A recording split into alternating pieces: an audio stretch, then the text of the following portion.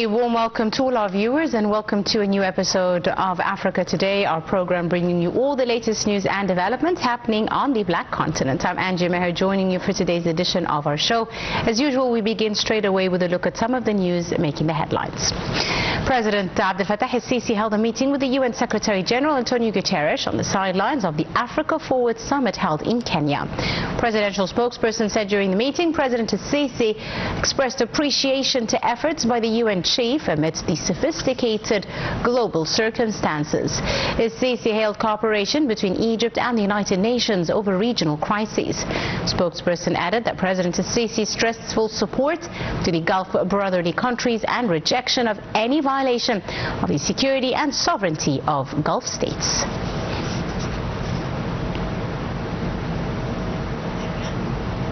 Later today, President Abdel Fattah el-Sisi will deliver Egypt's address to the Africa-France Partnership Summit in Nairobi. Dubbed Africa Forward, the summit aims at enhancing economic partnerships between Paris and the Black Continent. Presidential spokesperson Ambassador Mohamed El-Shenawi said President el-Sisi will hold a series of bilateral meetings with several African leaders and chiefs of international organizations, as well as a leading French company specialized in shipping on the sidelines of the summit. Egyptian participation in the summit includes participation in a number of summit sessions and events focusing on topics such as communications, agriculture and irrigation, as well as ways of reforming the international financial infrastructure and access of African states to sustainable funding.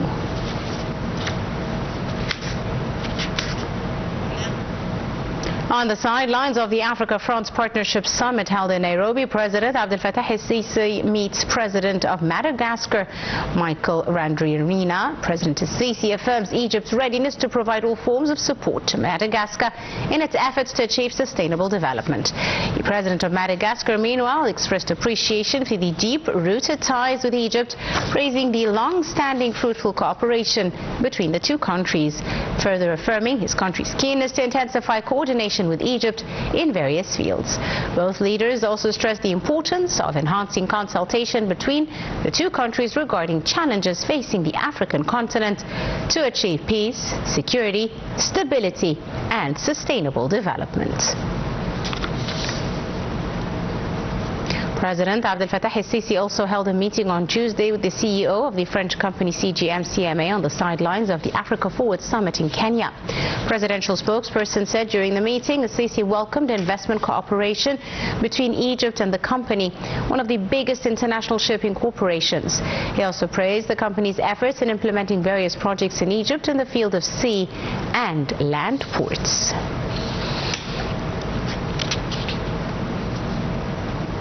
In the Kenyan capital, Nairobi, the Africa Forward Summit convened Tuesday with world leaders attending the opening session. Addressing the opening session, Kenyan President William Ruto, the French President Emmanuel Macron, and UN Secretary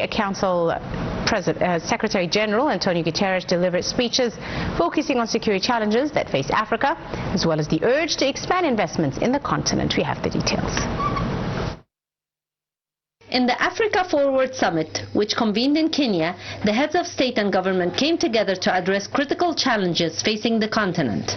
The summit focused on translating political commitments into concrete actions for regional prosperity. The key messages of the Kenyan President William Ruto in the opening of the forum focused on moving away from aid dependency towards a partnership driven. He said that Africa cannot remain a source of minerals alone without the development of modern technology. He said that Africa has many strategic assets, foremost of which are African people. Ruto assured that strengthening Africa in the field of peace and security is important, and it is time for the international community to realize that Africa has an international voice that must be heard. In his speech, President Macron called for Africa to have a permanent seat in the G20, saying that Africa should have an active role in the UN. Macron stressed the need for international investments in the agriculture sector and artificial intelligence in Africa. He said France does not seek to impose any influence in Africa. With a focus on youth and investment, he emphasized investing in youth artists and entrepreneurs. Addressing the opening session, UN Secretary General Guterres focused on the need for reforming the global financial and security institutions to better represent Africa. He said there will be no justice for Africa until it has permanent member in the Security Council. He praised Africa's role in global affairs, calling the continent a resource of innovation, adding that must take advantage of its diverse resources. Guterres said temperatures in Africa rise compared to other regions of the world. He also said that Africa needs large investments for the development of its people. He said investment in Africa represents the stability of the world order. The UN chief said Africa must be in the center of the climate justice, adding that it has 60% solar potential, but only receives 2% clean energy investments. He said African resources are extracted, manufactured somewhere else, and environmental damage is left behind.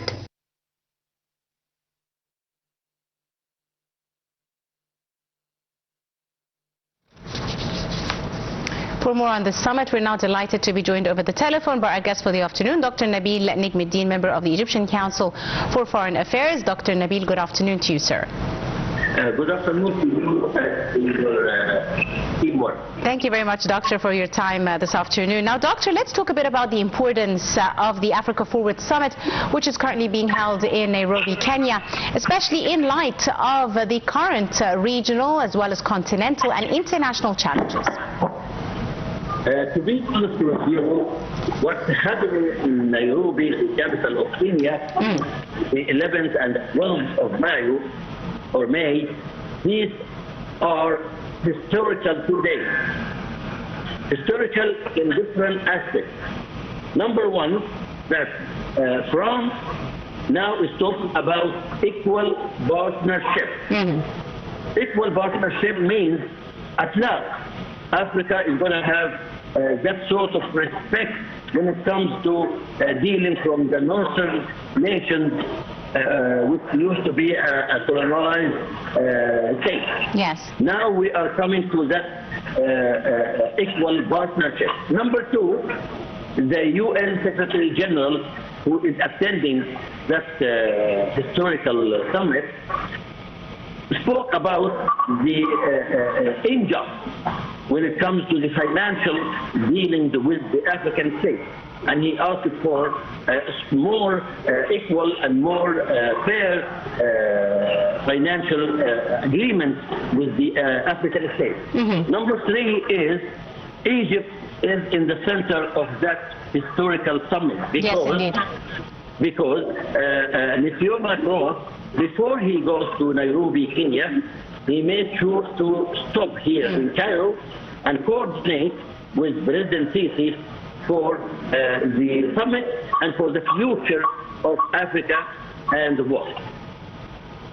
Indeed. Dr. Nabil, now a very important thing, as you mentioned, this summit is drawing the participation of over 30 African leaders and focusing on African-French partnership in order for it to become more of a partnership, not just viewing the African continent as a source of mineral wealth or raw materials, but moving towards a change in this dynamic in the relationship between African countries and France. How important do you see this shift, and what does it mean for African countries to have a change in this relationship? First of all, Africa is a continent which is full of natural resources. Yes. Minerals, water, land, people, everything is in Africa, except one thing: the fair managing of those resources. Africa has suffered a lot from the unfair relations from the north and western countries to Africa. This historical summit is putting an end to this, and I wish that the African leaders come together, and Cairo is the big hub for all the African states, and together we can generate an African voice which would impose its will on this unfair world order. Absolutely. Dr. Nabil, also, the host country, Kenya, said that African leaders are going to use the summit to put a fresh push, if you may, on rethinking price risk on the continent, as well as unlocking investment flows into key sectors. How do you see this approach to this very important meeting?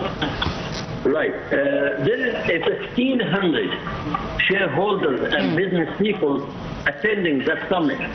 And one of the first big results of the summit that France has declared at 23 billion euros, which is equal to $27 billion US dollars, for yeah. investments in Africa.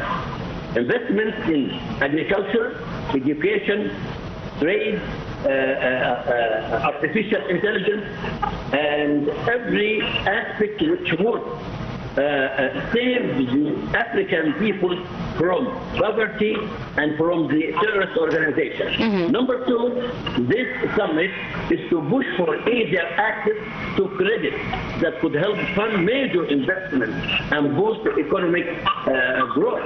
Mr. Macron said he supported creating a first loss guarantee mechanism to de-risk investments on the continent, and would lobby for the idea at the G7 summit, which is coming next July.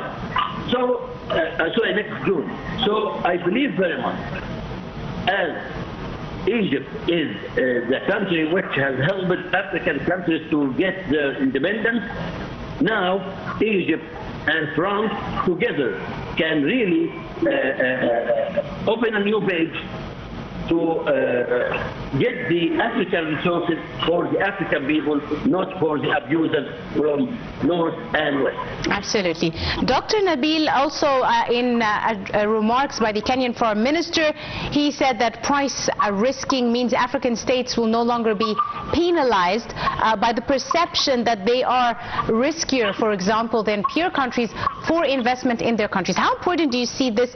What is your comment on the statement specifically that there is a perception that Africa has been regarded as a high-risk area, not very attractive for investors?